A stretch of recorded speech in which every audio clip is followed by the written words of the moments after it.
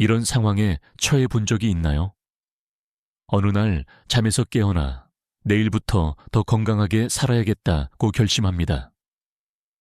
비싼 러닝화를 사러 달려가고 1년짜리 헬스장 회원권을 등록하며 심지어는 모든 사람에게 자신의 삶을 바꿀 것이라고 선언할지도 모릅니다. 3주 후에는 어떻게 될까요? 신발은 여전히 구석에서 새 것처럼 놓여 있고 헬스장 카드는 먼지가 쌓여 있으며 당신은 예전 습관으로 돌아가 있습니다. 익숙한 이야기인가요?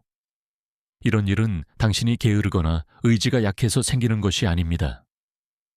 더 근본적인 이유는 잘못된 방향에서 변화를 시도하고 있기 때문입니다. 대부분의 사람들은 나는 건강한 사람이야, 나는 생산적인 사람이야, 나는 독서하는 사람이야 라고 스스로에게 말하며 정체성을 먼저 바꿔야 한다고 생각합니다. 하지만 뇌는 그렇게 작동하지 않습니다. 당신의 뇌는 탐정과 같습니다. 당신이 무엇을 말하는지는 신경 쓰지 않고 오직 당신이 무엇을 하는지에만 주목합니다. 물 한 잔을 마시든, 책 한 페이지를 읽든, 5분 일찍 일어나든 모든 작은 행동은 이것이 바로 나야 라는 신호를 보냅니다. 한 번 하면 뇌는 우연이라고 생각합니다. 2번 하면 주목하기 시작합니다. 3번 하면 마법 같은 일이 일어납니다. 뇌가 이것이 당신의 정체성의 일부라고 믿기 시작하는 것입니다. 이것이 제가 정체성 고리라고 부르는 것입니다. 작고 반복적인 행동들이 자신을 보는 방식을 재구성합니다. 거창한 선언은 필요 없습니다. 완벽함을 강요할 필요도 없습니다. 그저 당신의 행동을 통해 일관된 증거를 제시하면 됩니다. 간단한 예를 들어보죠. 올해 50권을 읽겠다고 약속하는 대신 하루에 단 한 페이지부터 시작하세요. 단 한 페이지요. 터무니없이 작고 거의 바보 같게 들릴지 모릅니다. 하지만 그것이 바로 묘미입니다. 당신의 뇌는 저항하지 않습니다. 첫째 날, 읽습니다. 둘째 날, 또 읽습니다. 셋째 날, 당신의 뇌가 속삭입니다. 잠깐, 우리가 독자가 되어가는 건가? 그렇게 새로운 정체성이 자라나기 시작합니다. 당신의 자아는 항상 크고 인상적이며 빠른 극적인 변화를 갈망합니다. 하지만 당신의 뇌는 조용한 반복만을 신뢰합니다. 이 싸움에서 자연은 이미 승자를 선택했습니다. 뇌는 언제나 이깁니다. 당신의 뇌를 광활한 정원이라고 상상해 보세요. 모든 생각, 모든 행동, 모든 반복되는 습관은 그 정원 안의 길을 걷는 것과 같습니다. 같은 길을 더 많이 걸을수록 그 길은 더 선명하고 넓어집니다. 그래서 아침에 커피 머신으로 가는 길이 힘들이지 않고 느껴지는 겁니다. 너무나도 많이 걸어서 당신의 마음에 깊이 새겨져 있기 때문이죠. 흥미로운 부분은 이겁니다. 당신의 뇌는 그 길이 꽃으로 이어지는지 잡초로 이어지는지 판단하지 않습니다. 단순히 당신이 가장 많이 사용하는 것을 강화시킬 뿐입니다. 만약 매일 밤 잠자리에 들기 전에 소셜미디어를 스크롤한다면 그것은 잘 닦인 길이 됩니다. 저녁 식사 후 짧은 산책을 한다면 그것은 또 다른 길이 됩니다. 신경과학에서 이것은 종종 헤베 법칙으로 요약됩니다. 함께 활성화되는 뉴런은 함께 연결된다. 반복은 문자 그대로 당신의 뇌를 재구성합니다. 그리고 이것이 정체성이 행동을 통해 구축되는 이유를 설명합니다. 작고 반복적인 각각의 선택은 당신의 정신적 정원에 씨앗을 심는 것과 같습니다. 시간이 지나면서 그 씨앗들은 당신이 스스로 믿는 그런 종류의 사람으로 자라납니다. 오래된 습관과 정면으로 싸울 필요가 없습니다. 왜냐하면 그것들과 싸우는 것은 종종 그것들을 더 강하게 만들기 때문입니다. 이렇게 생각해 보세요. 제가 분홍색 코끼리를 상상하지 마세요 라고 말하면 당신의 마음속에 무엇이 떠오르나요? 맞습니다. 분홍색 코끼리입니다. 저항할수록 그 생각은 더 커집니다. 그러니 오래된 경로와 싸우는 대신 새로운 경로를 구축함으로써 조용히 사라지게 하세요. 아침에 일어나자마자 휴대전화를 확인하는 것을 멈추고 싶나요? 그 충동과 전쟁을 벌이지 마세요. 그것을 대체하세요. 침대 옆에 물 한 잔을 두고 일어나자마자 마시세요. 아니면 30초 동안 스트레칭을 하세요. 또는 감사한 일 한 가지를 적어보세요. 새로운 길을 택할 때마다 당신의 뇌에 다른 길을 강화하는 것입니다. 서서히 오래된 길은 잡초로 뒤덮여 사라집니다. 여기 작은 도전이 있습니다. 다음 7일 동안 매일 아침 감사한 문장 한 가지만 적어보세요. 1분도 걸리지 않습니다. 처음에는 사소하게 느껴질 겁니다. 하지만 셋째 날쯤이면 당신의 뇌가 묻기 시작할 것입니다. 우리가 삶의 좋은 점을 알아차리는 사람이 되어가는 건가? 그것이 바로 정체성 고리가 작동하는 방식입니다. 작은 씨앗들이 정원 전체를 재구성하는 것이죠. 당신의 뇌가 정원이라면 당신의 환경은 날씨입니다.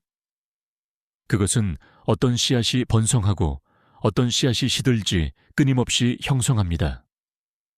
그리고 저에게 모든 것을 바꾼 진실이 있습니다. 의지력은 과대평가되어 있습니다. 동기는 사라집니다. 하지만 환경은요? 그것은 24시간 내내 작동하며 조용히 당신을 성공으로 이끌거나 오래된 패턴으로 다시 끌어들입니다. 물을 생각해 보세요. 항상 가장 저항이 적은 길을 따라 아래로 흐릅니다. 인간의 행동도 마찬가지입니다. 제가 주방에 쿠키를 보관했을 때 밤 10시에 무엇에 손을 댔을까요? 제가 규율이 부족해서가 아니라 환경이 나쁜 선택을 내리막길처럼 쉽게 만들었기 때문입니다. 해결책은 더 노력하라가 아니었습니다. 쿠키를 사지 마라 였습니다. 집에 쿠키가 없어지자 그 갈망은 갈 곳을 잃었습니다. 이것이 제가 마찰의 원칙이라고 부르는 것입니다. 좋은 습관을 내리막길처럼 만드세요. 쉽고 명확하고 거의 자동적으로요. 나쁜 습관은 오르막길처럼 만드세요. 짜증나고 불편하며 접근하기 어렵게 말이죠. 운동을 더 하고 싶나요? 전날 밤에 운동복을 침대 옆에 놓으세요. 독서를 더 하고 싶나요? 커피 테이블에 책을 펼쳐두세요. 스크롤링을 줄이고 싶나요? 앱을 삭제하고 접근하는데 3단계 더 거치도록 만드세요. 행동과학자 BJ 포그는 이를 작은 승리를 위한 설계라고 부릅니다. 연구가 이를 뒷받침합니다. 눈에 띄는 그릇에 과일을 보관하는 사람들은 과일을 70% 더 많이 먹습니다. 제가 책상에 물병을 놓았을 때 단지 물을 더 마셔야겠다고 결심한 것이 아니라 무의식적으로 물을 마시고 있는 자신을 발견했습니다. 그것이 바로 환경 설계가 작동하는 방식입니다. 시도해 볼 수 있는 간단한 5단계 프레임워크입니다. 유혹을 제거하세요. 명확한 신호를 추가하세요. 좋은 습관의 장벽을 낮추세요. 행동을 작은 보상과 연결하세요.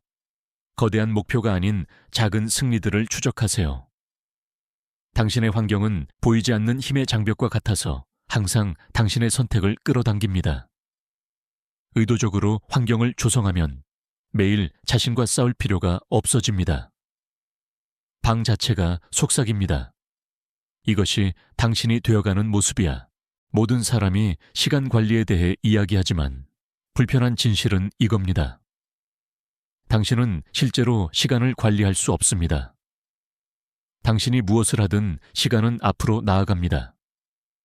당신이 관리할 수 있는 것은 에너지입니다. 그리고 에너지가 생산성의 진정한 통화입니다. 자유시간이 많았지만 너무 지쳐서 아무것도 할 수 없었던 날을 떠올려 보세요. 그것을 단 30분밖에 없었지만 너무나 활기차서 3시간 동안 할 일보다 더 많이 해낸 날과 비교해 보세요. 그것이 에너지의 힘입니다. 에너지는 당신이 시간으로 실제로 무엇을 할 수 있는지를 결정합니다. 저는 에너지를 태양 전지판에 연결된 배터리처럼 생각합니다. 물론 배터리는 소모됩니다. 우리 모두 피로감이 어떤 것인지 압니다. 하지만 올바르게 다루면 충전될 수 있고 심지어 용량도 업그레이드할 수 있습니다. 신경과학은 우리에게 뇌가 체중의 2%에 불과하지만 휴식 중에는 에너지의 약 20%를 소모한다고 말합니다. 깊은 집중이나 창의적인 작업을 할 때는 그 수요가 70%까지 치솟을 수 있습니다. 어려운 문제를 해결한 후에 녹초가 되는 것도 당연합니다. 당신의 뇌는 마라톤을 달리고 있는 것이니까요. 이것은 회복이 낭비된 시간이 아니라 연료라는 것을 의미합니다. 짧은 휴식, 수면, 심지어 조용한 산책과 같은 전략적인 휴식은 당신의 뇌가 학습을 통합하고 역량을 회복하도록 돕습니다. 심리학자들은 또한 울트라디안 리듬에 대해 이야기합니다. 이는 90분 주기의 집중과 피로의 자연적인 주기입니다. 당신이 그 파도에 맞춰 일한다면 조류를 거슬러 노를 젓는 대신 힘들이지 않고 서핑할 수 있습니다. 제가 사용하는 프레임워크인 사르이 시스템입니다. 에너지, 수면, 영양, 운동으로 최상의 에너지를 보호하세요. 환경, 앞서 논의했듯이 마찰을 제거하고 신호를 추가하세요. 실행, 적절한 작업을 적절한 에너지 상태에 맞춰 수행하세요. 정신이 맑을 때 창의적인 작업을 하세요. 에너지가 떨어질 때 행정 업무를 처리하세요. 어떻게 더 많은 것을 해낼 수 있을까라고 묻는 대신 이 작업을 할 때 언제 가장 활력이 넘치는가라고 물으세요. 당신의 에너지를 마스터하면 시간은 저절로 해결됩니다. 그것은 생산성이 아니라 지속 가능성입니다. 이제 모든 것을 종합해 보겠습니다. 진정한 변화는 극적인 선언이나 갑작스러운 정체성 변화에서 시작되지 않습니다. 그것은 가장 작은 행동에서 시작됩니다. 한 번의 하나의 선택으로 당신의 뇌에 이것이 바로 나야 라고 증명하는 것이죠. 각 단계는 정체성 고리를 강화합니다. 각 반복된 행동은 당신의 정신적 정원에 새로운 길을 새깁니다. 그런 다음 환경을 조성함으로써 노력을 들이지 않아도 되게 만듭니다. 마찰의 원칙은 좋은 습관이 내리막길처럼 쉽게 진행되고 나쁜 습관은 오르막길처럼 저항에 부딪히게 합니다. 그리고 마지막으로 에너지를 당신의 주요 통화로 취급하여 보호하고 재충전하며 작업을 당신의 자연적인 리듬에 맞춰서 모든 것에 연료를 공급합니다. 당신이 시도해볼 만한 도전 과제가 있습니다. 다음 14일 동안 당신에게 중요한 작은 습관 한 가지를 선택하세요. 어쩌면 매일 아침 책 한 페이지 읽기, 물 한 잔 마시기, 또는 1분 스트레칭일 수도 있습니다. 그것을 쉽게 할 수 있도록 환경을 설계하세요. 에너지가 가장 높다고 느껴질 때를 추적하고 그 습관을 그때 계획하세요. 이것은 미니 정체성 실험입니다. 작은 선택들이 얼마나 빨리 쌓여가는지 지켜볼 기회입니다. 완벽함에 대해 걱정하지 마세요. 하룻밤 사이에 당신의 전체 삶을 바꾸는 것은 잊으세요. 당신의 유일한 임무는 당신이 되고 싶은 사람을 위해 매일 한 표를 던지는 것입니다. 시간이 지나면서 그 표들이 쌓입니다. 어느 날 당신은 깨어나서 깨달을 것입니다. 이것은 단지 내가 하는 일이 아니라 바로 나 자신이라고요. 그래서 저의 제안은 이렇습니다. 다음 2주 동안 당신이 전념할 한 가지 습관을 댓글로 남겨주세요. 저를 위해서가 아니라 당신 자신을 위해 공개적으로 공유하세요. 왜냐하면 그것을 선언할 때 당신은 당신의 뇌에 신호를 보내는 것이고 그것을 반복할 때 당신의 새로운 정체성을 구축하는 것이기 때문입니다. 내일 다른 사람이 될 필요는 없습니다. 당신은 오늘 당신의 뇌에 당신이 이미 새로운 길을 걷고 있다는 것을 증명하기만 하면 됩니다.